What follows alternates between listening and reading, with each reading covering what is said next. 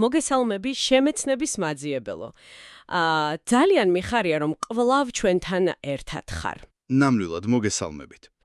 სათაურია მოვიშოროთ რელიგიამ, ლეღვის ფოთოლი, შევიმოსოთ იესო ქრისტეთი, ფრჩხილებში დაბადება 3:7 და რომელთა მიმართ 13:14.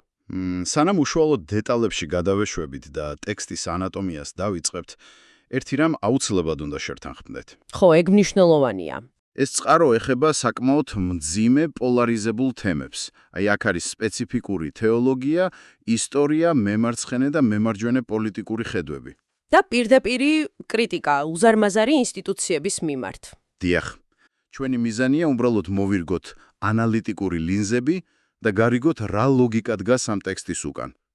როგორ აკავშირებს უძველეს წერილებს თანამედროვე პოლიტიკასთან? ზუსტად. მოკლედ, მოდი, განვიხილოთ ეს ყველაფერი. რატომ ადარებს ავტორი რელიგიას მაინც და მაინც ლეღვის ფოთოლს? ძალიან საინტერესო კითხვა. საიდან მოდის ეგ კონკრეტული ალეგორია და რა კავშირშია რამდენიმე 1000 წლეულის წინანდელი ტექსტი ჩვენს პოლიტიკურ სისტემებთან? მოდი დავიწყოთ პირველი ნაწილით, ანუ დაბადების წიგნით. მიდი. ტრანსკრიპტი პირდაპირ მიდის ბიბლიის ალბათ ყველაზე ცნობილ ეპიზოდთან. ეს არის დაბადების წიგნის მესამე თავი, ადამისა და ევას ისტორია ედემის ბაღში. ხო, ვაშლის ანუ აკრძალული ნაყოფის ამბავი. დიახ. ავტორი ფოკუსირდება იმ კონკრეტულ მომენტზე, როდესაც ისინი დაარღვევენ წესს. მანამდე, ტექსტის მიხედვით, ისინი შიშვლები იყვნენ და ამის გამო არანაირ დისკომფორტს არ განიცდიდნენ. მაგრამ მერე რაღაც იცვლება. კი, ცოდვის ჩადენისთანავე მათში შემოდის სირცვილის, დანაშაულის და რაც მთავარია, შიშის განცდა. და პირველი, რასაც აკეთებენ, არის ის, რომ კერავენ ლეღვის ფოთლებს თავიანთი სიშიშვლის დასაფარად. ზუსტად. ერთი შეხედვით ეს უბრალოდ უძველესი ისტორია, მაგრამ ავტორი ამ დეტალს იღებს და რაღაც უზარმაზარ კონცეფციას აშენებს ზედ. რაც აქ ნამდვილად მომხიბვლელია, არის ის თუ როგორ გარდაქმნის ტრანსკრიპტი ამ ფიზიკურ ლეღვის ფოთოლს უნივერსალურ სიმბოლოდ.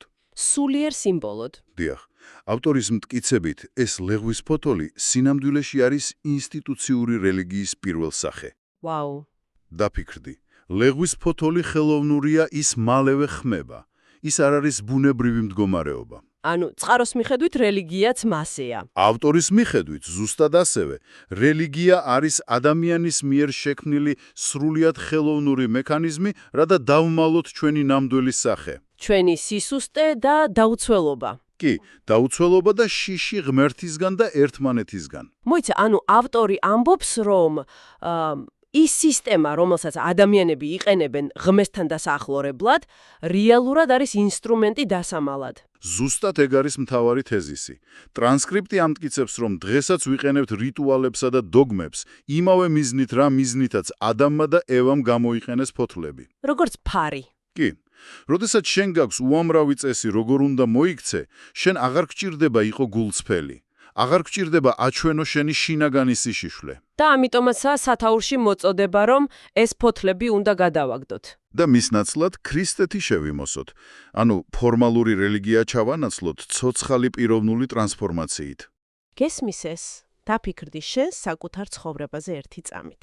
რამდენად ხშირად ვიყენებთ ჩვენ რაღაც სოციალურ ნორმებს, ან თუნდაც პროფესიულ ეტიკეტს, უბრალოდ იმისთვის, რომ ჩვენი ადამიანური დაუცველობა დავფაროთ. ძალიან ხშირად. როცა რაღაც სისტემის ნაწილი ხარ და წესებს ასრულებ, თითქოს პასუხისმგებლობა გეხსნება. ნამდვილად ასეა.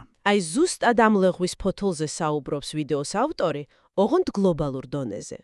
და როგორც ტრანსკრიპტში ვხედავთ, ის არერიდება პირდაპირ შეტევას მსხვილ ორგანიზაციებზე. დიახ, ის ამ აბსტრაქტული მეტაფორიდან პირდაპირ ისტორიულ კრიტიკაზე გადადის. ავტორი არ გამოყოფს რომელიმე ერთ კონფესიას. ყველას ეხება, ხო?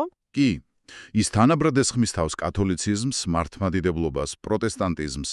მისი არგუმენტია, რომ როგორც კი ცოცხალი რწმენა გადაიქცევა ინსტიტუციად, ის ხდება ლეღვის ფოთოლი. მაგრამ რატომ?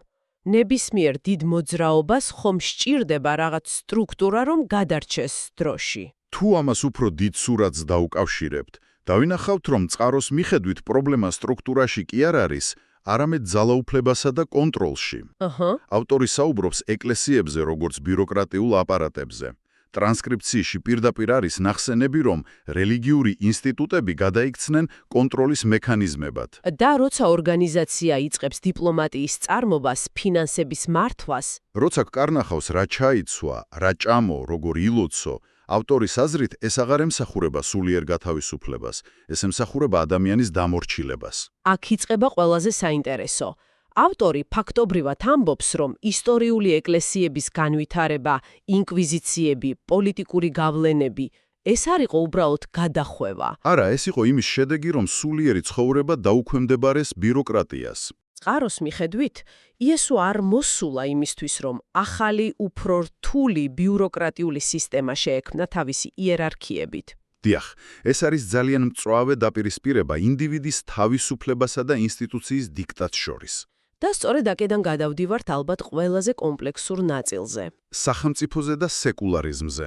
კი, თუ ეკლესია არ უნდა იყოს მაკონტროლებელი, მაშინ ვინ უნდა მართოს საზოგადოება მიწიერ დონეზე? ტრანსკრიფტში დიდი ადგილი ეთმობა პავლე მოციქულის წერილს რომაელთა მიმართ, განსაკუთრებით მე-13 და მე-15 თავებს. ისტორიულად ვიცით, რომ ეს ის ტექსტებია, სადაც წერია, რომ ადამიანები უნდა დაემორჩილონ ხელისუფლებას. რადგან ყოველი ხელისუფლება ღვთისგანაა. ხო, მაგრამ ამას ხშირად იყენებდნენ დიქტატორების გასამართლებლადაც, არა? კი, მაგრამ ავტორის ინტერპრეტაცია აქ სრულიად მიმართულია სეკულარიზმის მხარდაჭერად. როგორ? მისი ხედვით რომაელთა მე-13 თავი მიუთითებს იმაზე, რომ მიწიერი წესრიგი, სამოქალაქო კანონები, ეს არის აუცილებელი ჩარჩო ფიზიკური ცხოვრებისთვის. ანუ ქრისტიანმა პატივი უნდა სცეს სახელმწიფოს, იმიტომ რომ მისი ფუნქცია მოაწესრიგოს საზოგადოება. გადასახადები აკრიფოს, დაიცვას კანონი, მაგრამ სახელმწიფო არ ერევა შენს სულიერ გადარჩენაში. ავტორი იშველიებს კონკრეტულ მაგალითებსაც: ამერიკის კონსტიტუცია, კანადა, სკანდინავიის ქვეყნები. და ეს ძალიან მნიშვნელოვანი დეტალია. ესენი არიან მკვეთრად სეკულარული, დემოკრატიული სახელმწიფოები. სადაც რელიგია გამოყოფილია სახელმწიფოსგან. ავტორის აზრით, ასეთი სეკულარული დემოკრატია არის იდეალური ველი. შენ ემორჩილები მიწიერ წესებს, მაგრამ შინაგანად თავისუფალი ხარ. ლეღვის ფოთლების გარეშე. ზუსტად. წარმოიდგინე ასეთი რამ, სახელმწიფო არის თეატრის სცენა. ამ სცენას აქვს თავისი მკაცრი წესები. სად დადგე როგორი მოძრაო, სად არის განათება? შვენიერი ანალოგია. ეს არის კონსტიტუცია და კანონები. მსახიობები მოქმედებენ ამ წესებით, რომ წარმოდგენა არ ჩაიშალოს. და პრობლემა ჩნდება მაშინ, როდესაც რელიგიური ინსტიტუტები არ სჯერდებიან ამ სცენაზე თავიანთ როლს. და ცდილობენ თავად გახდნენ სცენის დირექტორები. იწყებენ კარნახს, როგორი უნდა იყოს სახელმწიფო კანონები. ტრანსკრიფტის მიხედვით, როცა ეკლესია ერევა პოლიტიკაში, ის კარგავს სულიერ არსს. და ხდება უბრალოდ კიდევ ერთი პოლიტიკური მოთამაშე. მაგრამ ტრანსკრიფტში მარტო დემოკრატიებზე ხომ არ არის საუბარი? არა, იქ მოულოდნელად ჩნდებიან მარქსი, ლენინი, სტალინი. როგორ უკავშირდება მარქსიზმი ამ ლეღვის ფოთლის თემას? ეგ არის ტრანსკრიფტის ერთ-ერთი ყველაზე ღრმა შრე. ავტორი აკრიტიკებს არა მხოლოდ ეკლესიის პოლიტიკაში ჩარევას, არამედ პოლიტიკის რელიგიად ქცევასაც. გასაგებია. მარქსიზმი და კომუნისტური ტოტალიტარიზმი განხილულია როგორც სეკულარული რელიგიები. მათ შექმნეს თავისი დოგმები, თავისი შეუმცდარი ბელადები და მოითხოვდნენ აბსოლუტურ ბრმა მორჩილებას.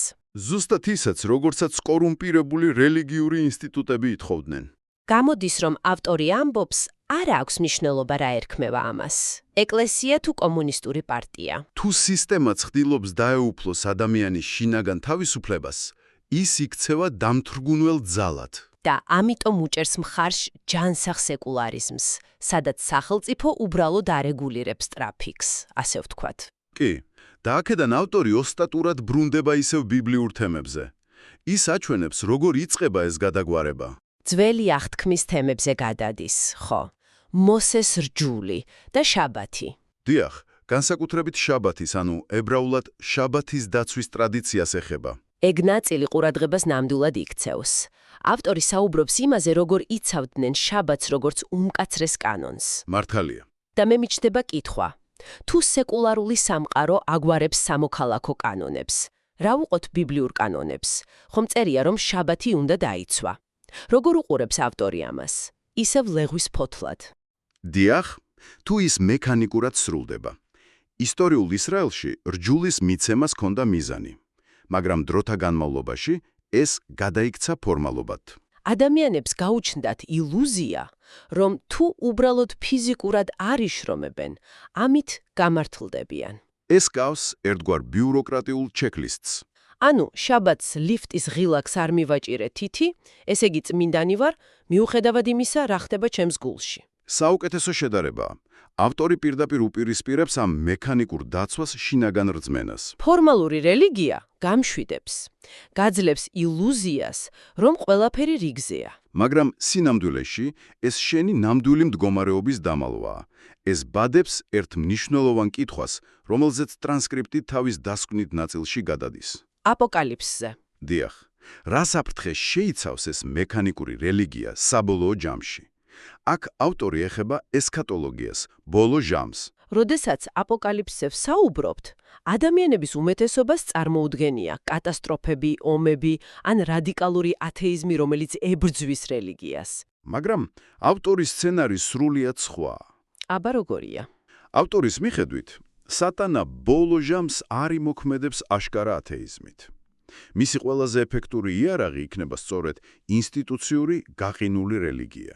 ანუ სისტემა, რომელიც ხალხის გადასარჩენად უნდა არსებობდეს, რეალურად მათ დასაღუპად იქნება გამოყენებული. წყარო გვიხსნის, რომ ბოროტება იყენებს ადამიანურ შიშს.